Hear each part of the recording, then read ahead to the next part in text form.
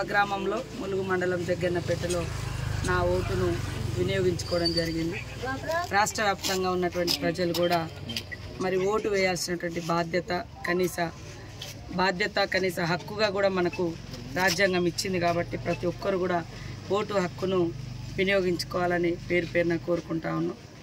ఈరోజు దేశంలో కానీ రాష్ట్రంలో కానీ ప్రజల మధ్య విభజన రేఖలు, విద్వేషపు రాజకీయాలు వచ్చిన తర్వాత మనుషులను సాటి మనుషులుగా ప్రేమించుకోలేని సిచ్యువేషను, గౌరవించుకోలేని పరిస్థితి కల్పించబడ్డది. ఒకప్పుడు మధ్యయుగాల నాటి మరి విభజన రేఖలు మళ్ళీ ఇన్నాళ్లకు ఈ ప్రజాస్వామిక దేశంలో మరి ఓటు బ్యాంకు కోసం సృష్టించబడుతున్నాయి.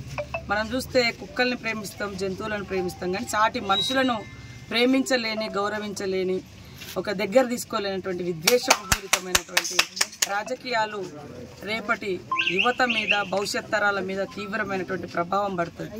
కాబట్టి మా రాహుల్ గాంధీ గారు గత కొంతకాలంగా ఈ దేశాన్ని ఐక్యతగా ఉంచాలి, అందరూ కలిసిమెలిసి ఉండాలని భారత్ జోడో యాత్ర నిర్వహించడం జరిగింది. అదేవిధంగా మనమెంతో మనకంత అనే విధంగా రిజర్వేషన్స్ కూడా జనాభా ప్రాతిపదికన ఉంచాల్సిన అవసరం ఉందని కూడా వారు పోరాడుతున్నారు. కొంతమంది మూఢత్వంలోకి వెళ్ళి ప్రతిదాన్ని, అంటే వాళ్ళు ఎన్ని ఉన్నా, ఎన్ని సౌకర్యాలున్నా, ఎంతో ఉన్నా పేదవాళ్లకు లేదా అట్టడుగు వర్గాలకు కనీస సపోర్ట్ చేయలేనటువంటి మూఢత్వంలోకి వెళ్ళేటువంటి పరిస్థితి కనబడుతుంది. కొంతమంది దేశం కోసం, ధర్మం కోసం అంటున్నారు. దేశంలో స్వతంత్రం తీసుకురావడంలో ఈ దేశం కోసం, ధర్మం కోసం అనేటువంటి వాళ్ళ పాత్ర ఎంత?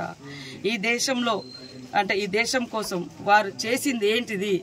ఈరోజు దేశం అమ్మబడుతుంది. గతంలో మరి మా నాయకులు ఇందిరాగాంధీ కాడి నుంచి, నెహ్రూ గారి కాడి నుంచి మరి మొన్నటి వరకు కూడా కాంగ్రెస్ ప్రభుత్వం వందల వేల ప్రభుత్వ రంగ సంస్థలు నిర్మించింది, ప్రభుత్వ ఉద్యోగాలు సృష్టించింది.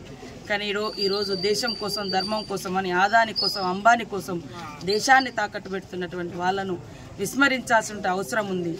కొంత చదువుకున్నటువంటి వాళ్ళు ఇవాళ ఈ దేశంలో ఉన్నటువంటి వాళ్ళు ఎంతోమంది బయట దేశాలలో పోయి క్రిస్టియన్ దేశాలలో, ముస్లిం దేశాలలో, ఇస్లామిక్ దేశాల్లో ఉద్యోగాలు చేస్తున్నారు.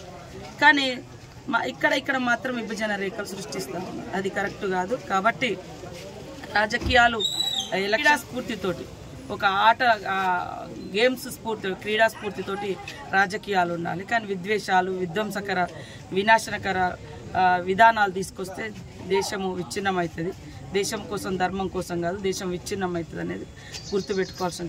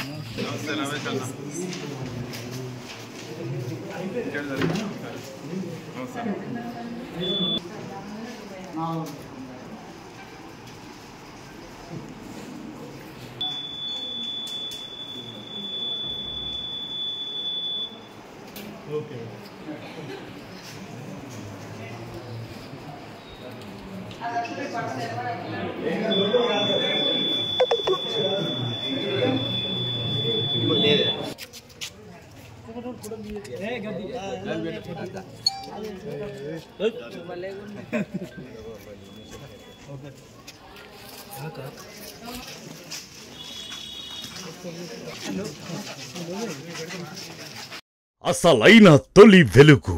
ఫాలో వాట్సాప్ @తొలి వెలుగు official.